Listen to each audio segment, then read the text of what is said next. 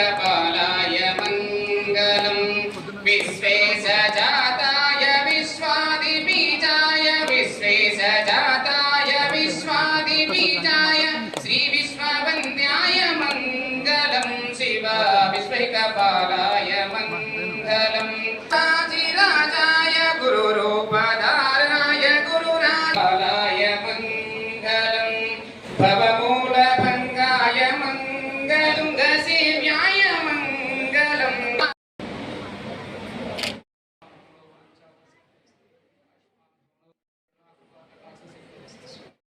మన సోదరులారా మీ అందరికీ శరణు శరణార్థులు. జై జై బసవ అంటే జై గురు బసవ, జై జై బసవ.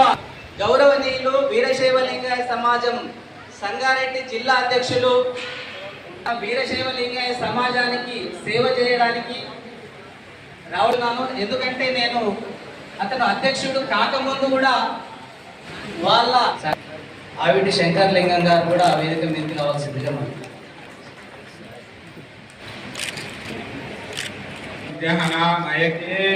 స్వామి ఆకాంక్షిస్తుంది.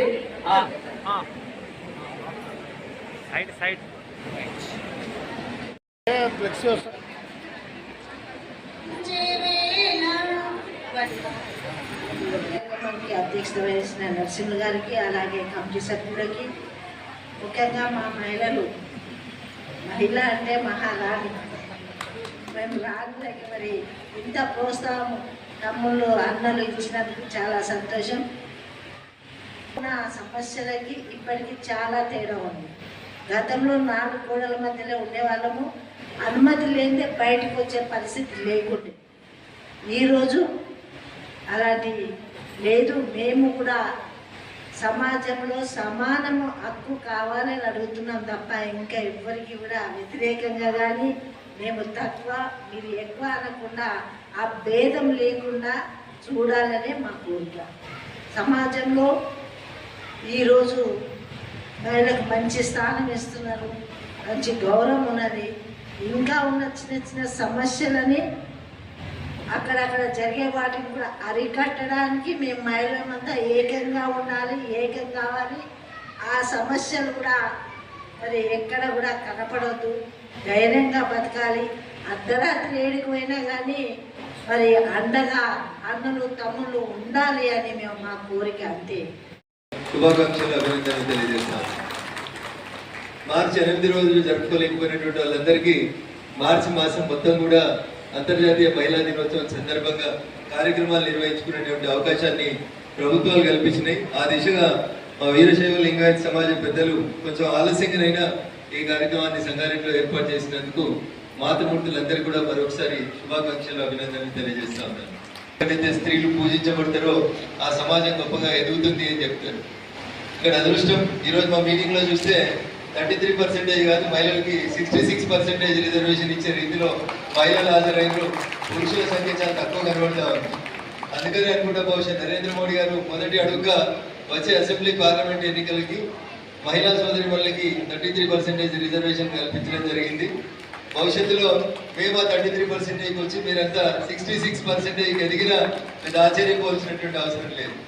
ఎందుకంటే మాకంటే కొంచెం సహనం ఎక్కువ, మీకు ఓర్పుతో ఉంటారు, ఏ సమస్యనైనా ధీటుగా నిలబడతారు, గట్టిగా అడ్రస్ చేయగలుగుతారు. అందుకనే ఈ దేశంలో ఉన్నటువంటి అనేక మంది దేవతామూర్తుల పేర్లు కానివ్వండి, ఆఖరికి మనం నడిచేటువంటి నేల పేరు కానివ్వండి, ఈ గడ్డను కానీ భారత్ మాత అనే చెప్తారు తప్ప ఇంకొకటి చెప్పారు. ఎందుకంటే నిజంగా కూడా ఒప్పుకోవాలి, మాకు కొంచెం ఓపిక తక్కువ. మేము చేసిన దానికంటే చాలా గొప్పగా అదే పనిని అనేక మంది మాతృమూర్తులు అక్కా జిల్లాలకు చేసేటువంటి కెపాసిటీ ఉంటుంది.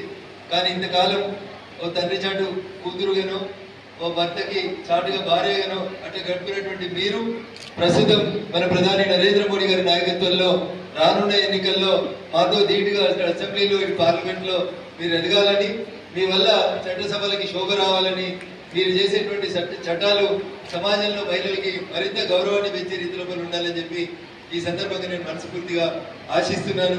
టీవీలు పెడదామంటే ఆ బ్రేకింగ్ వార్తలు చూద్దామంటే ఇబ్బందికరంగా కనబడుతుంది. 6 నెలల పసికంది దగ్గర నుంచి మొదలుకుంటే 90 ఏళ్ళ ముసలి దాకా ఏం జరుగుతుంది అని చూస్తే ఎక్కడ చూసినా దరిద్రమైనటువంటి వార్తలు తప్ప ఇంకొకటి లేనటువంటి పరిస్థితి. ఈ పరిస్థితులలో మహిళలను గౌరవించాలి, మహిళల పట్ల సమాజానికి ఉన్నటువంటి బాధ్యతని గుర్తించాలి అంటే ఒక తల్లిగా తన పెంపక లోపల ఏమైనా ఇబ్బందులు ఉంటే దయచేసి చిన్నప్పటి నుంచే మగపిల్లల్ని పెంచుతున్నప్పుడు ఆడపిల్లని పెంచుతున్నప్పుడు ఆ డిస్క్రిమినేషన్ ని తగ్గించి మగోళ్ళనే కొంచెం తగ్గేలాగా ఆడపిల్లల్ని కొంచెం బాగా ఉండేలాగా నేర్పించాలి. ఇందాక మొదట డాన్స్ చేసినటువంటి అమ్మాయి డాన్స్ తో పాటు కరాటేని కూడా నేర్చుకుందంటే నేను రియల్లీ అప్రిషియేటెడ్. ఇది సమాజానికి అవసరం. తనను తాను రక్షించుకున్నప్పుడే తాను సమాజాన్ని రక్షించడానికి అవకాశం ఉంటుంది. కాబట్టి వాళ్ళ నాన్నని సందర్భంగా నేను ప్రత్యేకంగా అభినందిస్తున్నా. ఈ వేదిక ద్వారా నేను మీకు ఒక అప్పీల్ చేయదలుచుకున్నాను.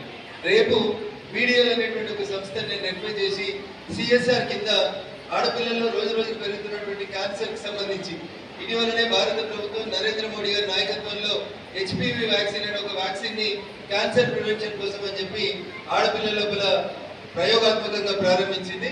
రేపు నేను ఈ రాష్ట్ర గవర్నర్ గారి చేతుల మీద ఒక బస్సుని ఇనాగరేట్ చేస్తా ఉన్నాను. ఆ బస్సు గొప్పతనం ఏంటంటే లోపల అన్ని తీసేసి దాన్ని ఒక హాస్పిటల్ లాగా మార్చినాం. ఎందుకంటే ఏదైనా పల్లెటూరుకో మండల కేంద్రంలో వస్తే ఆడపిల్లలకి బ్రెస్ట్ క్యాన్సర్, సర్వైకల్ క్యాన్సర్ టెస్టులు చేయాలంటే అక్కడ సరైనటువంటి ఏర్పాట్లు ఉండవు. కాబట్టి బస్సు లోపలంతా తీసేసి దాన్ని కంప్లీట్ గా, నా కూతురు స్వయాన షీజ్ గైనకాలజిస్ట్, నా అల్లుడు ఆక్వా సర్జన్ కాబట్టి వాళ్ళిద్దరిని తీసుకొని పోయి అక్కడ ఉన్నటువంటి మాతృమూర్తులందరికీ ₹1 ఖర్చు లేకుండా బ్రెస్ట్ క్యాన్సర్, సర్వైకల్ క్యాన్సర్ ఇట్లాంటి ఏమైనా ఉన్నాయేమో టెస్టులు చేసి ఎవరికైనా ప్రిలిమినరీ లేదా సెకండరీ స్టేజ్ లో ఉంటే హైదరాబాద్కి తీసుకెళ్లి వారికి ఎంత వీలైతే అంత నా ఎంపీ కూడా నిధుల ద్వారా ఖర్చు పెట్టి సాధ్యమైనంత ఎక్కువ వరకు పల్లెటూర్లలో ఉన్నటువంటి మాతృమూర్తులకి క్యాన్సర్ బారిన పడకుండా ప్రొటెక్ట్ చేయడానికి అని చెప్పి రేపు ఉదయం 11 గంటలకి రాష్ట్ర గవర్నర్ గారు అవకాశం ఇచ్చిండ్రు. అందుకని మీ మండల కేంద్రాలకు వస్తాం. ఖచ్చితంగా నా పార్లమెంటు పరిధిలో 45 మండలాలు, 12 మున్సిపాలిటీలు ఉన్నాయి. ఖచ్చితంగా మొట్టమొదటిగా ప్రతి మండల కేంద్రంలో ఎవ్రీ సండే ఒక క్యాంప్ పెట్టి ఆ మండలంలో ఉన్నటువంటి మాతృమూర్తులందరినీ అక్కడికే తీసుకొచ్చి అక్కడే ఒక రకమైనటువంటి పరీక్ష చేద్దామనేటువంటి ఒక మంచి ఆలోచనతో మీ అందరి ఓట్లతో, మీ అందరి ఆశీస్సులతో మెదక్ పార్లమెంట్ సభ్యుడిగా గెలిచిన నేను మా మాతృమూర్తుల రుణం తీసుకోవాలని చెప్పి ఒక కార్యక్రమాన్ని రేపు ప్రారంభిస్తా ఉన్నాను. ఈ సందర్భంగా చాలా మంది సమాజంలో ఎన్లైటెడ్ పీపుల్ వచ్చినారు, చదువుకున్న వాళ్ళు వచ్చినారు. సమాజాన్ని మరింత చైతన్యవంతం చేసేటువంటి మీ అందరినీ వేదిక ద్వారా కలుసుకునేటువంటి అవకాశాన్ని వాడుకొని రేపటి నుంచి ఎక్కడ ఎవరికి ఇబ్బంది ఉన్నా మొహమాట పడకుండా క్యాన్సర్ స్క్రీనింగ్ టెస్టులు అందరూ కూడా మహిళల్ని ఎంకరేజ్ చేయాల్సిందిగా మీ అందరినీ కోరుకుంటూ